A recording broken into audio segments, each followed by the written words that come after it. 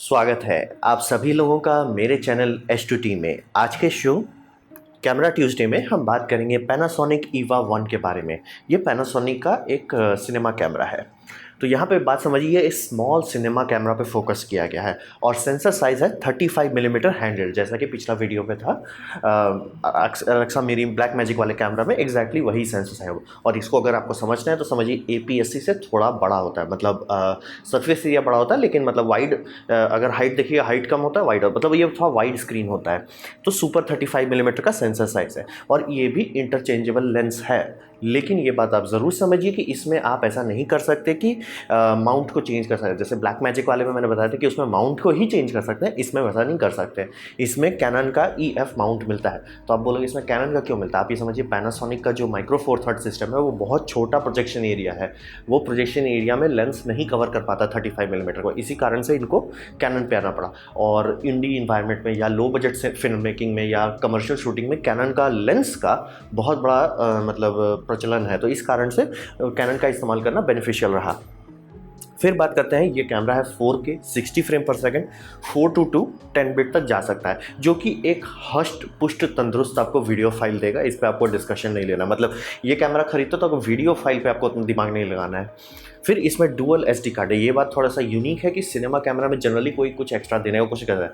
जैसा कि अगर आप मेरा पिछले वीडियो पे ध्यान दिए तो मैं काफ़ी गर्म हो गया था इस बात से कि वो ये सी फास्ट एक्सप्रेस का इस्तेमाल कर रहे थे, जो कि फॉर्मेट कभी चला नहीं। लेकिन थैंकफुली उसमें आप 2 सी फास्ट मतलब एडाप्टर लगा के ये कर सकते थे कि SD कार्ड का इस्तेमाल, ये मतलब हार्ड ड्राइव का इस्तेमाल कर सकते हैं, जिसमें SSD आप आराम से लगा लें। तो यहाँ पे वैसा नहीं करें, यहाँ आपको SD कार्ड खरीदना पड़ेगा और SD कार्ड इसमें महंगे वाले लगते हैं, लेकिन डुअल है, इसमें आपको टेंशन नहीं है। फिर इसमें इलेक्ट्रॉनिक इमेज स्टेबलाइजेशन है, जो कि एक सिनेमा कैमरा के लिए काफ़ी बड़ी बात होती है। तो जैसे मान लीजिए आप कैमरा लेके भाग रहे हैं तो लेंस का इमेज स्टेबलाइजेशन थोड़ा सा तो संभाल लेगा, लेकिन बहुत नहीं संभाल सकता। तो उसके बाद अगर आपको और स्टेबलाइजेशन चाहिए, मतलब 2 स्टेबलाइजेशन के साथ काम करना चाहते हैं, तो ये electronic image stabilisation run and gun environment में बहुत फायदेमंद होता है। तो ये है कैमरा। तो इसका कोर को समझते हैं, इसमें है क्या। तो आप पहले ये समझिए, सबसे बड़ा बात, जैसे कि मैंने आपको पिछला उसमें था कि वो 4.6K का सेंसर इस्तेमाल कर रहे हैं। यहाँ पे भी सुपर सेंसर इस्तेमाल किया जा रहा है, जो कि है 5.7। ये बहुत मतलब रेजोल्यूशन वाइज बड़ा है, लेकिन साइज़ वही है, मतलब वही है, बस ज़्यादा मेगापिक्सल का है। और इसका एक फ़ायदा इनका ये होता है कि जब ये इलेक्ट्रॉनिक इमेज स्टेबलाइजेशन करते हैं तो ऐसा नहीं कि ज़बरदस्ती का कुछ कर रहे हैं, वो एक्चुअली जब क्रॉप करते हैं तो ऐसा नहीं कि इनको कुछ लॉस हो रहा है, मतलब क्रॉप कर दी कि पिक्सल खत्म हो गया तो आप ज़बरदस्ती का स्ट्रेच करके आपको वीडियो आउटपुट दे देंगे, ऐसा ये नहीं करते। क्योंकि ये 5.7 है तो इनके पास मतलब ये सेंसर का एरिया में छोटा सेंसर एरिया हो जाता है और आराम से डिजिटली मूव कर, अब वो बहुत अच्छे से रिएक्ट कर सकता है। तो ऐसा बहुत सारे ड्रोन्स में भी किया जाता है बिना उसके, तो मतलब नहीं तो गिम्बल उम्बल लगा के बहुत जगह खाएगा। तो जनरली यही करते हैं कि सेंसर बड़ा कर देते हैं और उसके अंदर छोटा एरिया को मूव होता है। इलेक्ट्रॉनिकली बहुत फास्ट होता है, बहुत रिस्पॉन्सिव होता है, तो ये कर सकता है क्योंकि इसका सेंसर इतना बड़ा है। तब मतलब 5.7 से आप आराम से 4K निकाल सकते हैं, आपको अच्छा खासा मूवमेंट का एरिया मिल जाएगा। तो ये काफ़ी बड़ी बात है, मतलब इस सिनेमा लाइनअप में एक सस्ते बजट कैमरा में ये हो पाना बहुत बड़ी बात है। फिर ये डुअल नेटिव ISO है। ये मतलब समझिए, पैनासोनिक का कहना ये है कि ISO जो होता है ना, एक्चुअली होता कुछ नहीं है। आप ये समझिए, आपका सेंसर से जो सिग्नल आता है वो सिग्नल को हम लोग सीधे स्टोर करते हैं। रॉ में तो आपको ISO के बारे में सोचना ही नहीं, क्योंकि वो आप चेंज कर सकते हो बाद में। और जहाँ पे वीडियो फॉर्मेट हो रहा है वहाँ पे उसको बूस्ट कर दिया जाता है। तो उससे प्रॉब्लम होता है कि आपका सिग्नल का स्ट्रेंथ यानी सिग्नल टू नॉइज़ रेशियो बिगड़ते ही चला जाता है। जैसे जैसे आप बूस्ट मारते जा रहे हैं वो ख़राब होते जा रहा है सिग्नल। इसीलिए 1 पॉइंट से ज़्यादा आप, इसीलिए ISO आप सिनेमा कैमरा में कभी नहीं दिखेगा ISO लिखा रहता है 50,000 ISO या 60,000 ISO, कचरा दिखेगा और वो सिर्फ बूस्ट कर दे रहा है, मतलब वो आप सॉफ्टवेयर में भी कर सकते हैं। और जबकि सिनेमा में एक्सपेक्टर रहता है कि आप फाइल को पोस्ट प्रोसेसिंग करेंगे तो वो कंप्यूटर का इस्तेमाल करके कीजिए, उसमें ज़्यादा बेटर बूस्ट होगा। तो ऐसा करने से तो प्रॉब्लम हो जाता है कि अगर आपको हम नहीं देते हैं ऑप्शन तो आप करोगे क्या, बार बार आप पोस्ट प्रोसेसिंग करना पड़ेगा। अगर हम आपको डिजिटल ऑप्शन दे देते कि मतलब अगर एक सर्किट है उससे जो सिग्नल रहा उसी पे अप डाउन करो तो अच्छा नहीं आता। तो यहाँ पे ये डुअल कर रहे हैं, तो 2 फिजिकल सर्किट है। एक सर्किट लो ISO पे काम करता है यानी कि ब्राइट सीन के लिए, मतलब आप दिन में हैं बाहर हैं तो उसको इस्तेमाल कीजिए, और एक दूसरा है जिसे मतलब दूसरा सर्किटरी है जो हाई ISO यानी कि रात में काम करने के लिए है। तो इससे फ़ायदा होता है कि 2 अच्छा सिग्नल आ रहा है आपके पास, एक टाइम पर रिकॉर्डिंग नहीं हो रहा है, लेकिन आप मतलब समझिए 800 ISO के आसपास हैं आप, आराम से बढ़िया सा सिग्नल आ रहा है, बढ़िया सा सर्किट जो उसको हैंडल कर सकता है उससे वो काम कर रहा है। दूसरा सर्किट रखा हुआ अलग से कि मतलब आपको रात को रिकॉर्डिंग करना है, आराम से 2400 200 ISO पे चले जाइए, वो उसको अच्छे से हैंडल कर पाएगा, क्योंकि उसका कैपेसिटर डिफरेंट है, उसका पूरा पाथवे पाइपलाइन बनाया गया है कि भैया तुम ये ISO कम से कम नॉइज़ पे कर सको। तो ये काफ़ी बड़ा इंप्रूवमेंट होता है। मतलब बिना इसके अगर आपको मिल जाता तो इसका ISO रेंज होता वो सिर्फ वही होता, डिजिटल गेन वाला। तो यहाँ पे पैनासोनिक ने नया रिस्क लिया है, और इसमें भी मतलब ये आपको ND फिल्टर मिल जा रहा है ताकि आप आउटडोर शूटिंग अच्छे से कर पाए, और IR फिल्टर में मिल रहा है। ये उतना इंपॉर्टेंट नहीं है, लेकिन काफ़ी लोग ये करना चाहते हैं कि मतलब नाइट विजन जैसा पिक्चर अगर आप बनाना चाहते हैं तो IR फिल्टर डिसेबल करके IR इल्यूमिनेटर का इस्तेमाल करके आप आराम से कर सकते हैं इसी कैमरा से। मतलब आपको नया खास ये नहीं खरीदना पड़ेगा नाइट विजन कैमरा। तो ये एक अच्छा मतलब यूजेबिलिटी आपका बढ़ जाता है। तो फिर बात करते हैं कि इसको क्यों खरीदना चाहिए या क्यों नहीं खरीदना चाहिए। यहाँ पे आप सिंपल समझिए, क्योंकि ये 5.7 है, अगर आप EIS नहीं चालू किए हैं यानी इलेक्ट्रॉनिक इमेज स्टेबलाइजेशन आप नहीं चालू किए हैं और आप पूरा फ्रेम को ले रहे हैं और आपका ट्राइपॉड पे रखा है या एक गिम्बल पे रखे हैं, तो ये इतना शार्प इमेज देता है कि ना ही सोनी, ना ही कैनन, ना ही ब्लैक मैजिक इसके आसपास भी आता है। मैं नीचे पूरा आपको दे रहा हूँ, और वो वीडियो को आपसे कहूँगा कि प्लीज़ उसे 4K में देखिए, तब आपको अच्छे से क्लियर कट दिखेगा। ज़मीन आसमान के अंदर मतलब इसका सेंसर का जो आउटपुट है, जो कि इतना बड़ा है, वो आराम से कंप्रेस करता है, अच्छे से नॉइज़ हटा देता है। मतलब शार्पनेस के मामले में बात नहीं करना है। हाँ, कुछ लोगों को पसंद नहीं आएगा, क्योंकि जैसे मान लीजिए किसी चेहरे का फोटो है, आप नहीं देखना चाहोगे ना मेरा एक एक झुर्री आपको दिखना नहीं चाहिए, तो वहाँ पे आप समझ लीजिए कि वो शायद आपको ना पसंद है। लेकिन मान लीजिए आपको ग्रीन स्क्रीनिंग करना है तो ये कैमरा बोलता है कि हम संभाल लेंगे। मतलब शार्पनेस के मामले में बात ही नहीं करना है, यहाँ पे डिस्कशन ही नहीं है, शार्पनेस ये संभाल लेगा। फिर ये बहुत हल्का है, जैसे ब्लैक मैजिक कर सकते हैं आप, उसको लेके दौड़ सकते हैं, लेकिन हालत ख़राब हो जाएगा। और जब भी सिनेमा कैमरा को लेके मतलब ये सब किया जाता है, तो वो जनरली एक जो बंदा रहता है कैमरामैन, उसे एक हार्नेस पहनाया जाता है, मतलब बुलेट प्रूफ वेस्ट जैसा एक हार्नेस रहेगा, उस पर एक रॉड रहेगा, और रॉड से एक केबल लटका रहेगा, उसमें कैमरा लटका है। नहीं तो आप हाथ से उतना भारी चीज़ लेके नहीं कर सकते, गिर जाइएगा, और गिरेंगे तो समझ रहे हो बहुत भारी कैमरा का नुकसान हो जाएगा। तो ये बनाया गया एकदम शुरू से बहुत हल्का है, मतलब ये सब चीज़ मिला के जितना भारी होगा, मतलब लेंस लगा के, बैटरी लगा के, स्क्रीन जो सब चीज़ है, उसके बाद भी ये बाकी सब कैमरा से हल्का है, तो ये बहुत फ़र्क पड़ता है। तो आप बोलोगे कि बहुत हल्का हो गया तो ये शेक नहीं करने लगेगा? नहीं, क्योंकि आप ये समझिए कि हम लोग हर कोई आपको बताएगा भैया कैमरा बहुत हल्का मत खरीद लो, क्योंकि मान लीजिए आप कुछ बहुत हल्का खरीद लिए 100 ग्राम का या 500 ग्राम का, तो आपका हाथ स्थिर नहीं रहेगा। लेकिन अगर आप कुछ बहुत महंगा खरीद लिए, बहुत भारी खरीद लिए जो 8 या 10 किलो, तब भी आप कांपने लगेगा, क्योंकि आपका मसल नहीं उतना लोड ले पा रहा है। तो एक कहा जाता है कि थोड़ा सा हैवी रखो, लेकिन इतना हैवी मत कर दो कि वो मसल कांपने पहुंच जाए। ये कैमरा बहुत अच्छे से लाइट वेट साइड में, ताकि आप लेके रहेंगे। इसका वजन इतना नहीं है कि आपका थोड़ा सा सांस ले रहे हैं तो उससे वो हिल रहा है, वो इतना वजन है उसमें, लेकिन इतना भारी नहीं है कि आप उसको 1 घंटा से 15-20 मिनट से भी ज़्यादा संभाल ना पाएँ। तो ये काफ़ी इंपॉर्टेंट बात है। आप मतलब लेके बार बार जा रहे हैं आगे पीछे, खास करके फुट पे, तो बहुत फ़र्क पड़ेगा।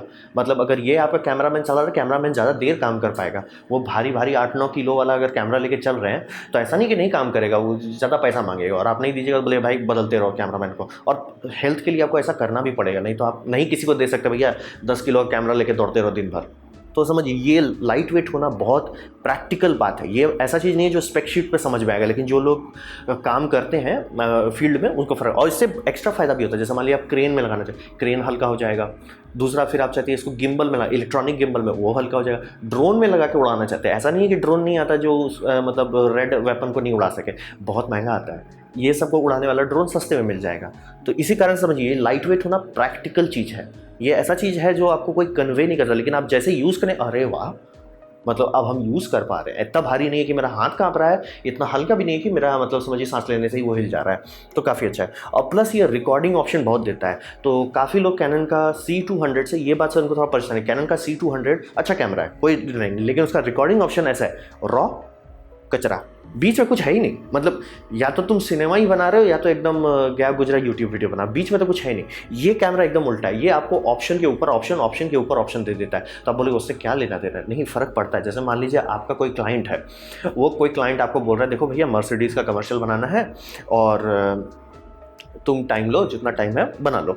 तो उसमें आप ऑल आई का इस्तेमाल करेंगे। ऑल आई में होता है हर फ्रेम रिकॉर्ड किया जाता है, तो उसका मेगाबाइट पर सेकंड बढ़ जाता है, 400 मेगाबिट पर सेकंड का रिकॉर्डिंग करने लगता है। ठीक है, आपका हो गया। लेकिन आपका कोई दूसरा क्लाइंट आता है, बोलता है भैया बस इंटरव्यू करना है, इसमें ज़्यादा कुछ नहीं चाहिए, ज़्यादा तो वो कलर ग्रेड। तो आप GOP, ग्रुप ऑफ पिक्चर्स का कोडिंग इस्तेमाल कर सकते हैं, उससे आपका बैंडविड्थ कम हो जाएगा। तो यानी आप 150 Mbps का इस्तेमाल कर पाएंगे। अब बोले इसमें फ़र्क क्या पड़ रहा है? आप समझिए एक का आप हार्ड ड्राइव मतलब बहुत खाएगा, दूसरे में कम खाएगा। दिखाएगा। अब हर चीज़ के लिए उतना डेटा देना यूजलेस होता है, मतलब ऐसा नहीं कि हाँ आप चाहो तो रख लो लेकिन कोई काम का नहीं है। इसीलिए ये ऑप्शन देना कि मतलब तुम खुद चूज़ करो। अब मान लीजिए आप ऐसे जगह पे हैं जहाँ आपको कलर वर्क नहीं करना है, मतलब जो रिकॉर्डिंग हुआ ले लिए दे देना है फुटेज, तो वहाँ पे आप 4:2:2 का क्यों इस्तेमाल करें, 4:2:0 का कीजिए, क्योंकि आपका जो टीवी देखते हैं, जो ब्लूरे देखते हैं, सब तो लगभग वही रहता है। तो मतलब फ़र्क क्या पड़ रहा है। तो आपको मान लीजिए ऐसा है कि जहाँ आपका सेटिंग आपने कर लिया, कैमरा को अच्छे से सेट कर लिया, वही रिकॉर्डिंग आपको सीधे देना है, ये कैमरा बोलता है करो। मतलब ऑप्शन बहुत है कि आराम से टाइम लेके ट्यून कीजिए। और मान लीजिए आप अभी स्टार्ट किए, आपने कैमरा खरीद लिया लेकिन आपका कंप्यूटर नहीं है बहुत बड़ा सा, आप सोचते भैया ऐसा थोड़ा सा प्रॉफिट बना लें, उसके बाद हम ढंग का कंप्यूटर खरीदेंगे, तो आराम से 4:2:0 का वीडियो फाइल ये दे देता है, तो आप उसको आराम से लो ग्रेड कंप्यूटर में एडिट कर पाइए। 4:2:2 का ले तो लीजिएगा लेकिन उसके बाद उसको एडिट करने में बहुत टाइम लगेगा। तो इसी कारण से ये ऑप्शन देना बहुत अच्छी बात है। प्लस अभी रिसेंटली मतलब कुछ ही दिन पहले पैनासोनिक ने इस कैमरा के लिए एक वर्जन 3 फर्मवेयर रिलीज़ किया। ये बात समझिए, जैसे आपके पास ये कैमरा आएगा उसमें नहीं होगा फर्मवेयर 3, आपको डाउनलोड करके इंस्टॉल करना पड़ेगा। उसके बाद H.265 आ गया है। H.265 बहुत लेटेस्ट है और बहुत अच्छा स्पेस सेविंग है, मतलब आपको सारे फंक्शन वही मिलेंगे जो H.264 में है, लेकिन H.265 में वो आपका मतलब समझिए जगह जो है वो कम खाने लगेगा। मतलब आपका हार्ड ड्राइव में मतलब 1-2 घंटा अटेगा, उस जगह पे वही सेम सेटिंग पे कोडेक्स चेंज कर देने से आपको 4 गुना जगह मतलब लंबा रिकॉर्डिंग कर सकते हैं। तो ये काफ़ी बड़ा बात है आपके मेमोरी कार्ड के लिए, आपके हार्ड ड्राइव के लिए।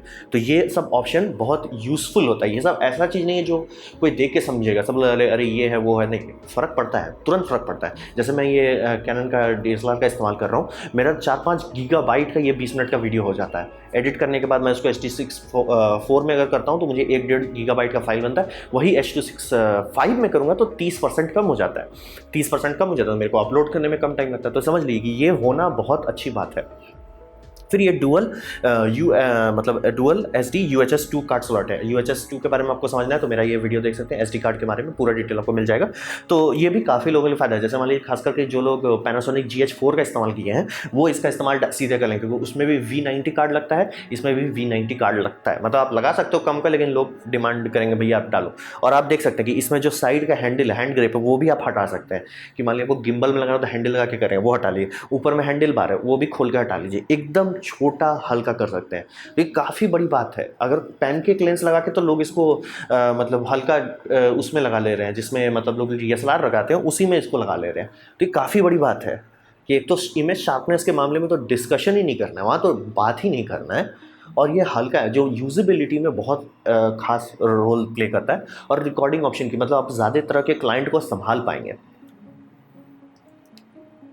तो क्या सब बात बल्ले बल्ले है? नहीं, ऑब्वियसली हर कैमरा में कुछ कमी होता है। तो इसका सबसे बड़ा कमी है इसमें इंटरनल रॉ रिकॉर्डिंग नहीं है। अब क्योंकि ये सिनेमा सब जगह बोले जा रहे थे कि ये सिनेमा कैमरा, आप पैनासोनिक के वेबसाइट में जाइए तो भी ये कहता है सिनेमा कैमरा है। सिनेमा कैमरा में रॉ ना होना हजम किसी को नहीं हुआ, कि मतलब ये गलत बात है कि भैया सिनेमा कैमरा बोल के आपको रॉ देना था। तो काफ़ी लोगों का गेस ये है कि क्योंकि ये SD कार्ड का इस्तेमाल कर रहे थे और SD कार्ड में बैंडविड्थ नहीं होता है, इसी कारण से ये लोग रॉ नहीं दे पाए।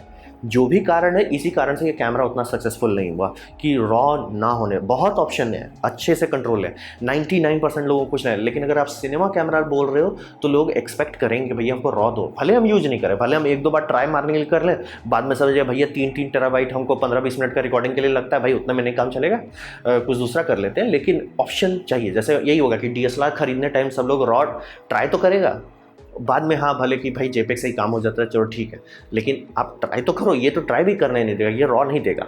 हाँ, थैंकफुली अगर आपके पास एक्सटर्नल मॉनिटर लगाने का व्यवस्था है रिकॉर्डर का, तो ये 5.6 के डायरेक्ट आउटपुट दे सकता है रॉ, लेकिन आपके लिए उसको एक्स्ट्रा फजीयत खरीदना पड़ेगा। फिर वो रॉ रिकॉर्डिंग में तो आधे लोग तो वहीं हट गए, क्योंकि खास करके ये सब कैमरा स्टूडेंट कैमरा के तौर पे बहुत अच्छा है कि मान लिया आप पढ़ाई कर लिए, कॉलेज में पढ़ाई कर लिए, अब आके वीडियो वर्क में कर रहे हैं, इस तरह का कैमरा स्टार्टिंग कैमरा के तौर पे बहुत अच्छा माना जाता है। लेकिन क्योंकि ये रॉ नहीं है तो आप फुटेज लेके उसको एकदम प्यार से कलर ट्वीक नहीं कर सकते। जितना ये कर सकता है 400 Mbps पे काफ़ी भरपुष्ट अच्छा खासा कलर है, लेकिन रॉ ना होने के चलते आपको ISO और ये सब को ध्यान से देखना पड़ेगा। आपके पास पूरा आँख मूंद करके कुछ भी कर लो ऐसा नहीं है, तो ये लटक रहा है। फिर क्योंकि अगर इसको लोग इसी दाम के आसपास में आपका होता है ब्लैक मैजिक है ब्रॉडकास्ट कैमरा में ऑटो फोकस होता ही नहीं है, उसमें एक बंदा बैठा रहता है जिसका काम होता है फोकस करना, तो वहाँ तो डिस्कशन नहीं करना है। यहाँ पे ऑटो फोकस ये लोग दिए, लेकिन टैप टू फोकस है, मतलब टच कीजिए फोकस करेगा, और उसके बाद अगर बंदा हट गया वो उसका फोकस करना है, मतलब ऑटो फोकस लगभग ना के बराबर है। तो उसमें आपको इस तरह का खूब सारा ब्लॉक दिखेगा, जो ब्लॉक बड़ा है इसका मतलब वो शार्प है, जो ब्लॉक छोटा है यानी वो शार्प नहीं है। तो समझ लीजिए कि ऑटो फोकस भी कंटिन्यूस है ही नहीं, स्पॉट फोकस है, मतलब आप टिक कीजिए फोकस कर लिया, अब बंदा वहीं खड़ा है तो कोई दिक्कत नहीं है, लेकिन अगर आगे पीछे हिलने फिरने लगा तो फोकस खत्म हो जाएगा। फिर वो सब भी चलो मान लीजिए, क्योंकि 99% सिनेमा कैमरा में तो आप बोलिए कि ऑटो फोकस रेड एपेक या ऐसा में तो लोग हंसने लगेंगे, तो चलो ठीक है।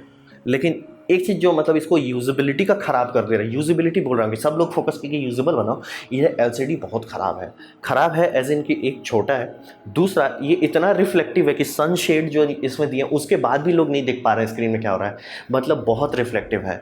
वो एक मतलब डिज़ाइन ओवर मतलब पता नहीं कैसे मिस कर दिया कि भैया तुम्हारा एलसीडी या पैसा सब जगह वो प्रोसेस उसमें लगा दिए होंगे, क्या बोलता है सेंसर में, कि 5.6K का सेंसर लाओ, लेकिन एलसीडी ख़राब है, मतलब यूज़ करने टाइम आधे लोग मतलब स्टार्ट करेंगे फिर बोले भाई शांति से एक एक्स्टर्नल खरीद लो, मतलब ये एक्चुअली अच्छा नहीं है। मतलब पैनासोनिक को आता है बनाना, लेकिन इसमें पता नहीं बजट काट लिया या कुछ किया कि मतलब इसका मतलब इस पर लोग एंटी ग्लेयर कोटिंग लगा रहे हैं, ये कर रहे हैं वो कर रहे हैं, मतलब नहीं अच्छा है, मतलब है ही नहीं, प्लस छोटा भी बहुत है। तो यहाँ पे आप समझिए कि इसी कारण से ये कैमरा उतना सक्सेसफुल नहीं हुआ, क्योंकि शार्पनेस के मामले में ये बाकी सबको धो देता है, बोलता है हट जाओ तो, लेकिन आप यूज़ ही नहीं करते, रॉ इंटरनल नहीं है, तो आपको एक्सटर्नल रिकॉर्डर खरीदना पड़ेगा। तो इसी कारण से ये कैमरा उतना सक्सेसफुल नहीं हुआ, इसीलिए आप हर जगह C200 का नाम सुनते हैं लेकिन इसका नहीं सुनते, जबकि ये काफ़ी अच्छा ऑप्शन है, खास करके आप लोग जो लोग वीडियो एडिटिंग करते हैं, या मतलब वीडियो एडिटिंग कर रहे हैं एज इन लाइक किसी चीज़ का, जैसे कि छोटा सा एड उड बनाना है, लोकल टीवी के लिए काम करना है, या आपको वीडियो सॉन्ग्स बनाने हैं, ये सब के लिए भरपुष्ट है।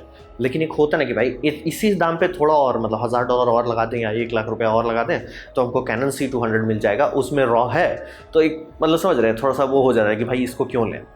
तो यही इस कैमरा का यही 3 मेन फजीयत है कि मान लिया आधा लोगों को कोई लेना है, और जो लोग सीरियस है फोटोग्राफी के मामले में वो मतलब वीडियोग्राफी का वो ऑटो फोकस इस्तेमाल करते ही नहीं है, तो चलिए वो भी हट गया। लेकिन ये बैड एलसीडी मतलब ज़रूरी कर देता है कि आपको खरीदो कुछ ढंग का।